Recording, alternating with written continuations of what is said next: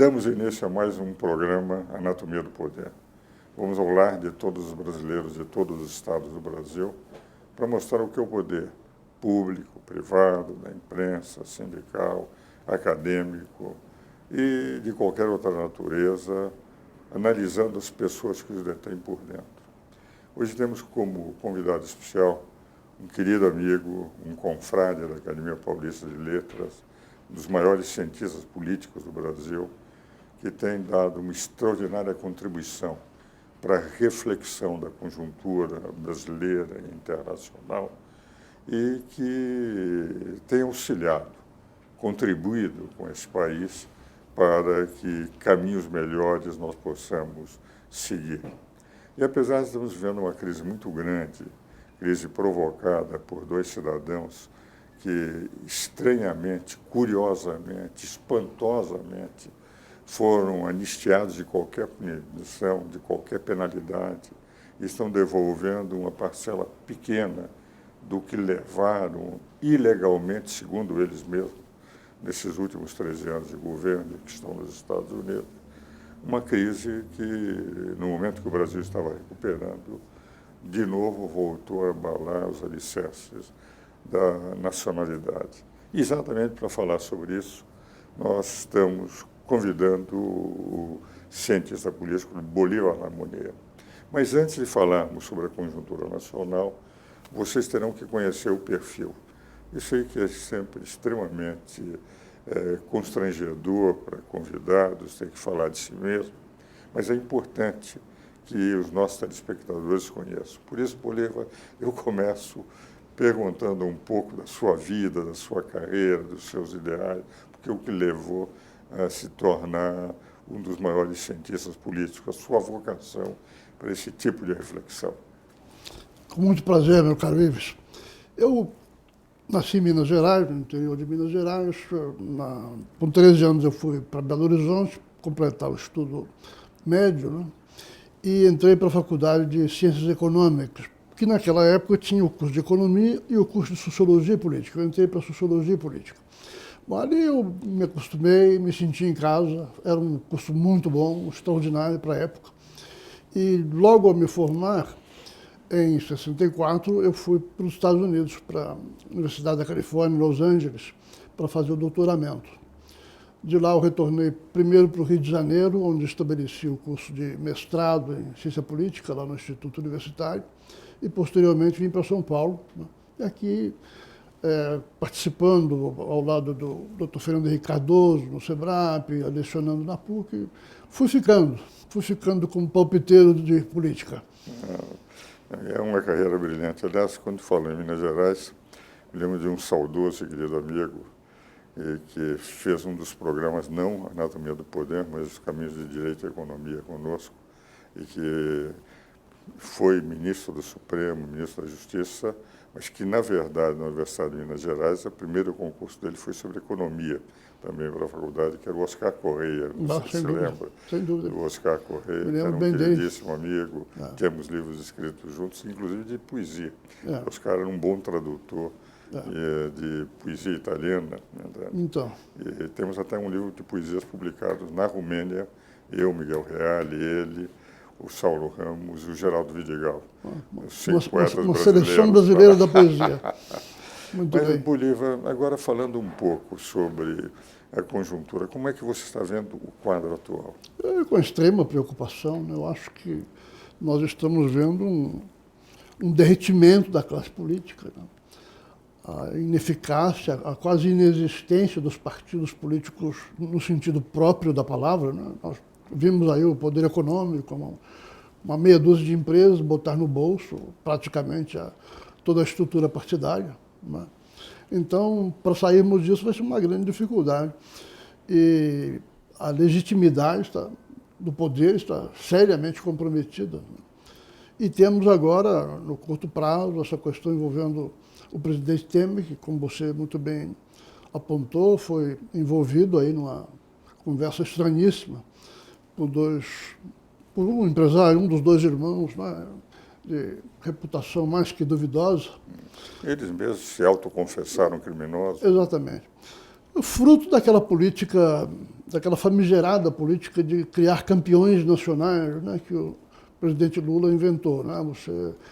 Você pega dinheiro a 12% no mercado, passa para o BNDES, que empresta 6% para formar os chamados campeões nacionais. E isso em cifras estratosféricas. Né? Você lembra que o nosso Ike Batista chegou a ser apontado como o 7º homem mais rico do mundo. Não é? E hoje está em Bangu, né? Ou está em casa de tornozeleira.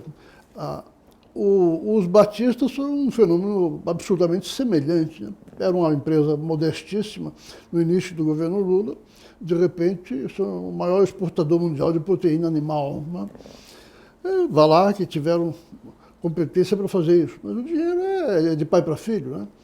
Assim até eu. Né? Não, e um dado, por exemplo, eles foram comprando diversos frigoríficos, diversas empresas que tinham que prestar dinheiro nos bancos a juros de Selic elevadíssimo, enquanto eles tinham juros baratíssimos. Então, eles tiveram um dinheiro para poder comprar outras empresas. Impedindo a concorrência? Impedindo a concorrência. Quer dizer, o princípio da livre concorrência do artigo 170, inciso 4, foi evidentemente atingido, porque não houve livre concorrência nessas aquisições. Exatamente. E como você apontou também, quer dizer, a nossa justiça, a Procuradoria, fez um acordo de leniência, no mínimo escandaloso. Nunca visto no Brasil. É a primeira vez que alguém se confessa como o maior corruptor da história, porque eles disseram que corromperam e é indultado 1.829 políticos, conseguem fazer inside information, conseguem comprar, vender as suas ações na alta, sabendo da crise que iam provocar, comprar dólares na baixa, tendo lucro, e estão nos Estados Unidos com toda a tranquilidade, sem necessidade de voltar. Lépidos e fagueiros. É um escândalo. Agora, é um exemplo a mais, entre as centenas que temos, da malfadada presença do Estado no sistema político. Né? Agora, eu tenho uma profunda admiração pelos ministros do Supremo, Bolívar, e tenho livros escritos com a maior parte deles. E considero os 11, sem exceção, os 11 excelentes juristas. Muitos criticaram o Toffoli quando foi indicado. Eu tenho lido os trabalhos do Toffoli, os livros do Toffoli. É um profundo conhecedor da vida de Assis Brasil, do parlamentarismo do tempo do Império. Entende? Então, sem nenhuma exceção, tenho grande admiração pelos 11 ministros. Mas também tenho a impressão, e tenho dito isso a eles e também em artigo, que o Supremo deixou a sua função de legislador negativo, de guardião da Constituição, de não permitir que leis inconstitucionais fossem promulgadas, para se tornar um protagonista político, um agente político. E isso veio trazer uma insegurança jurídica muito grande, porque tudo aquilo que é formado, a densidade normativa que se auto-outorgou o Supremo Tribunal Federal, traz uma insegurança jurídica extrema. Nós nunca sabemos como é que eles vão atuar. E eu tenho dito isso em artigos com todo o respeito, que sou amigo deles, admirador deles, respeitador dos seus conhecimentos jurídicos, mas não concordo com esse protagonismo que tem trazido insegurança jurídica. É outro elemento conturbador da cena política na atualidade. Que inclusive nos deixa sem o árbitro, né? O árbitro de última instância no Brasil é o Supremo, né? E ele intervindo com tanta frequência no processo político, alguns deles falando talvez mais do que deveriam, não é verdade? Eu acho que tudo isso... Sem falar nos autos, falam para a imprensa, quando eles só deveriam falar nos autos. Então tudo isso prejudica o papel que eles precisam exercer para que o processo político se mantenha equilibrado. Né? Principalmente numa situação de crise como essa que nós vivemos, eles são indispensáveis na função arbitral. E um outro dado, eu considero a importância do Ministério Público uma instituição extraordinária e relevante numa democracia. Mas, segundo a Constituição, está escrito funções essenciais da Justiça, Advocacia e Ministério Público. São parte. A função deles é proteger a lei e acusar. Mas eles não podem se transformar no Big Brother naqueles que passam a ser os detentores de dizer o presidente é isso, o presidente é aquilo, esse fulano, gravar todo mundo. Nós estamos vivendo um período de denuncismo em que o Ministério Público não percebe que a sua função também é de estabilização de instituições. Sem dúvida Ele não nenhuma. pode perturbar as instituições. Para usar um termo ameno, há um voluntarismo, né? Voluntarismo. Excessivo, realmente. Eu acho que o doutor Rodrigo Janot precisa refletir um pouco mais sobre o seu papel e ajudar o país a sair dessa situação. Porque, veja, eu não sou jurista, eu sou cientista político, às vezes dou uma espiada em questões econômicas. O impacto econômico dessa crise vai ser avassalador, né? Quando o Brasil já estava saindo da crise. Já estavam saindo.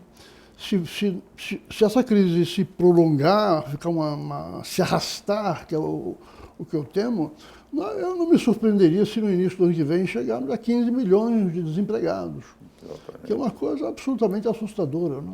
Então eu penso que tudo isso tem que ser levado em conta. Eu não estou sugerindo que a economia deva pautar os critérios jurídicos, não é isso que eu estou dizendo.